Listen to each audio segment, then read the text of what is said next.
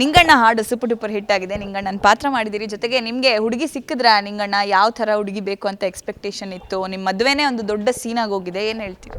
ಥರ ಬೇಕಿಲ್ಲ, ಬೆಳಗ್ಗೆ ಬೇಕಿಲ್ಲ, ಕರ್ಗೆ ಬೇಕಿಲ್ಲ, ಎಡ್ತಿ ಅಂತ ಒಂದು ಸಿಕ್ಕಿದ್ರೆ ಸಾಕು ಅನ್ನೋ ಪರಿಸ್ಥಿತಿಲಿ ಇರ್ತೀವಿ. ಏಜ್ 65. ಹಾಗಾಗಿ ತಲೆ ಕೂದಲೆಲ್ಲ ಉದುರೋಗಿರ್ತವೆ. ಟೋಪನ್ ಹಾಕೊಂಡು ಹೆಣ್ಣು ನೋಡೋಕೆ ಹೋಗೋದು ಅಷ್ಟೇ ನಮ್ಮ ಕೆಲಸ. ಅಲ್ಲಿ ಮುಂದಕ್ಕೆ ಇನ್ನೇನೆಲ್ಲ ಫಜೀತಿಗಳಾಯ್ತವೆ, ಏನೆಲ್ಲ ಆಗ್ಬೋದು, ಹುಡುಗಿ ಸಿಕ್ಕಿದ್ಲಾ ಸಿಕ್ಕಲಿಲ್ವೇ ಅನ್ನುವಂಥದ್ದನ್ನು ತೆರೆ ಮೇಲೆ ನೋಡಿದ್ರೆ ಅಚ್ಚುಕಟ್ಟಾಗಿ ಗ್ರಾಮೀಣ ಸೊಗಡಲ್ಲಿ ಹಾಡುಗಳು.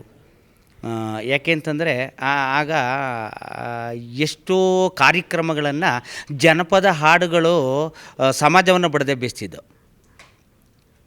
ಯಾಕೆ ಅಂತಂದರೆ ನಮ್ಮಮ್ಮ ಸಿಂಗರ್ ಅಲ್ಲ, ನಮ್ಮ ಅಜ್ಜಿ ಸಿಂಗರ್ ಅಲ್ಲ, ಮಕ್ಕಳುಗಳ ತೊಡೆ ಮೇಲೆ ಹಾಕೊಂಡೆ ಮನಗಿಸ್ಬಿಡೋರು. ದೂರಿ ದೂರಿ ದೂರಿ ದೂರಿ ದೂರಿ ನಾಡೆ ದೂರಿ ದೂರಿ ದೂರಿ ಕೇಳೆ ದೂರಿ ದೂರಿ ಅಮ್ಮಣ್ಣ ಗುಮ್ಮಣ್ಣ ದೂರಿ ದೂರಿ ನಿಮ್ಮಣ್ಣ ಕಳ್ಳ ದೂರಿ ದೂರಿ ಮೂಗು ಮುಂದ್ಲೂರು ದೂರಿ ದೂರಿ ಕಣ್ಣು ಕನ್ನಂಬಾಡಿ ದೂರಿ ದೂರಿ ಅರ್ಬಿ ಎಂಡಕ್ಕೆ ದೂರಿ ದೂರಿ ಅರಿದಾರಿ ಹೋದ ದೂರಿ ದೂರಿ ದೂರಿ ದೂರಿ ದೂರಿ ದೂರಿ ಈ ಜನಪದ ಹಾಡೋದಲ್ಲ, ಯಾರು ಎಲ್ಲೇ ಇದ್ದರೂ ಕೂಡ ಕಿವಿ ಕೊಡುವಂಥ ಸೊಗಡೋದಲ್ಲ, ಅದನ್ನು ಎಲ್ಲ ಅಕ್ಸೆಪ್ಟ್ ಮಾಡ್ಕೊತಾರೆ. ಯಾಕೆ ನಿಂಗಣ್ಣ ನೀವು 28ನೇ ವಯಸ್ಸು, 30ನೇ ವಯಸ್ಸು, 35ನೇ ವಯಸ್ಸಲ್ಲಿ ಯಾಕೆ ಮದುವೆ ಆಗಲಿಲ್ಲ? ಅವಾಗ ಯಾಕೆ ಈಗ 65ನೇ ವಯಸ್ಸಲ್ಲಿ ಹುಡುಕ್ತಾ ಇದ್ದೀರಾ? ನಾನು 20ರಿಂದ ಹುಡುಕು ಕೆರಿಕಂದೆ. ಕರ್ನಾಟಕದಲ್ಲಿ ಒಪ್ಪಲಿಲ್ಲ. ಹಾಗಾಗಿ ತಡ್ಕೋದು ನನ್ನ ಕಾಯಕ, ತೋರಿಸೋದು ಅವ್ರ ಕಾಯಕ.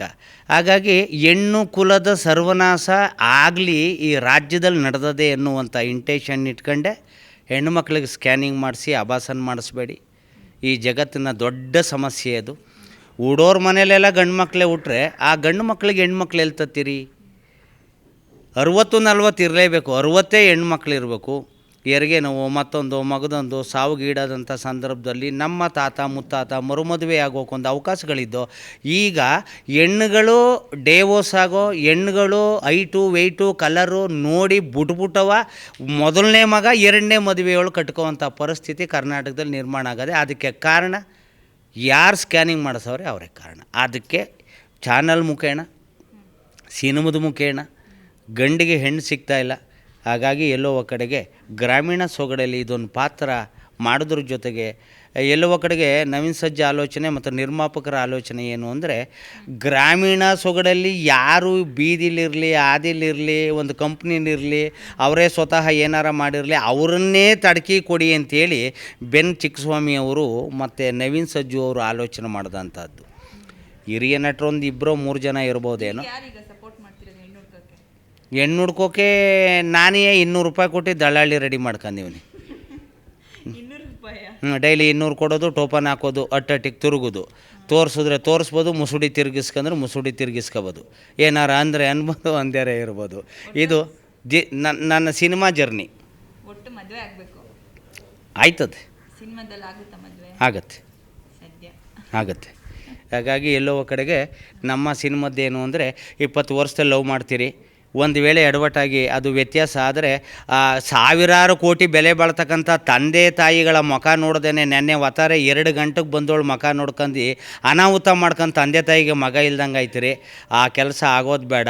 ದಯಮಾಡಿ ತಾಳ್ಮೆ, ನಿಧಾನ ಎರಡೂ ಇದ್ದರೆ ನಮಗೊಬ್ಬಳು ಕಾದವಳೆ ಅನ್ನುವಂಥ ಪ್ರಯತ್ನಕ್ಕೆ ನಾವು ಇಡೀ ಚಿತ್ರವನ್ನು ನಡೆಸ್ಕೊಂಡು ಹೋಗ್ತಾ ಇರ್ತೀವಿ. ದಯಮಾಡಿ ಮಾಧ್ಯಮದ್ದು ಒಂದು ಡೈಲಾಗ್ ಹೇಳಿ ನೀವು ಸಿನಿಮಾದಲ್ಲಿ, ಅದು ಫೇಮಸ್. ಇಲ್ಲೇ ನಾನೇನು ಬರಬೇಕು ಅಂತ ಬರಲಿಲ್ಲ, ಇವನೇ ಕರ್ಕೊಂಬಂದ ನೋಡೆ ಹೊಡಿತ್ಲೆ ಅವಳೆ ಅದೇ ಆಮೇಲೆ ನೋಡಲ್ಲಿ. ಇದು ನಿಮ್ಮ ಫೇಮಸ್ ಡೈಲಾಗ್. ಓಕೆ, ಕೊನೆಯದಾಗಿ ಜನರಿಗೆ ಏನು ಹೇಳ್ತೀವಿ ಈ ಸಿನಿಮಾ ಯಾಕೆ ವೀಕ್ಷಿಸ್ಬೇಕು? ನಾನು ಹೇಳೋದೇನು, ಈಗ ನೋಡಬಾರ್ದು ಅನ್ನುವಂಥ ಅಡ್ವರ್ಟೈಸ್ಗಳನ್ನೇ ಜಾಸ್ತಿ ನೋಡ್ತಾರೆ. ನೋಡಲೇಬೇಕು ಅಂದವ ನೋಡೋದಿಲ್ಲ. ಇದು ಸಮಾಜದ ಕೆಲವು ಗುಣಗಳು. ಅದಕ್ಕೆ ಸಲುವಾಗಿ ನಾವು ಹೇಳ್ತಾ ಇರೋದೇನು ಅಂದರೆ, ನವೀನ್ ಸಜ್ಜು 3 ಹಾಡುಗಳನ್ನು ಬಿಟ್ಟಿದ್ದಾರೆ. ಒಂದು ಕೋಣಾಣೆ ನಂದಾಣೆ ಓಲಾವು ಅಂತ ಒಂದು, ಇನ್ನೊಂದು ಕೈ ತೊಳ್ಕೊಂಡು ಮುಟ್ಟಂಗವಳೆ ಅಂತ, ಇನ್ನೊಂದು ಲಾಸ್ಟು ನಿಂಗಣ್ಣೋಯ್ ಅಂತ ಒಂದು ಬಿಟ್ಟವ್ರೆ. ನಮ್ಮ ನಿರೀಕ್ಷೆ ಕರ್ನಾಟಕದ ಎಲ್ಲ ಥಿಯೇಟ್ರ್ ಪ್ರೇಕ್ಷಕರಲ್ಲಿ ಕೈ ಮುಗಿದು ಕೇಳ್ಕೋದೇನು ಅಂದರೆ, ಒಂದು ಊರಿಗೆ ಒಂದು ಸಿಟಿನಲ್ಲಿ ಒಂದೊಂದು ಏರಿಯಾದಲ್ಲಿ 100, 150, 200 ಜನಕ್ಕೆ ಗಂಡ ಹೆಕ್ಳು ಮದುವಿಲ್ಲ. ಯಾರು ಥಿಯೇಟ್ರಿಗೆ ಬರದೇ ಇದ್ದರು ಮದುವೆ ಯಾರಿಗಾಲಿಲ್ಲ ಅವರೆಲ್ಲ ಬಂದು ಮುಂಚೆರೆ ಕೂತ್ಕೋತಾರೆ. ನಮ್ಮ ಕೈ ಹಿಡಿತಾರೆ. ಮತ್ತೊಮ್ಮೆ ಇಂಥ ಮದುವೆ ಆಗದೆ ಇರೋರೇ ಜಾಸ್ತಿ ಬರ್ತಾರೆ. ಹಾಗಾಗಿ ಎಲ್ಲೋ ಕಡೆಗೆ ಸಮಾಜಕ್ಕೊಂದು ಮೆಸೇಜ್ ಕೊಡೋದ್ರ ಮುಖೇನ ಮಾಧ್ಯಮದವರು ಕೂಡ ನಮ್ಮನ್ನು ಗೆಲ್ಲಿಸ್ಕೊಡೋದ್ರ ಜೊತೆಗೆ ಚಿತ್ರನೂ ಕೂಡ ಚೆನ್ನಾಗಿ ಮಾಡಿದ್ದೀವಿ.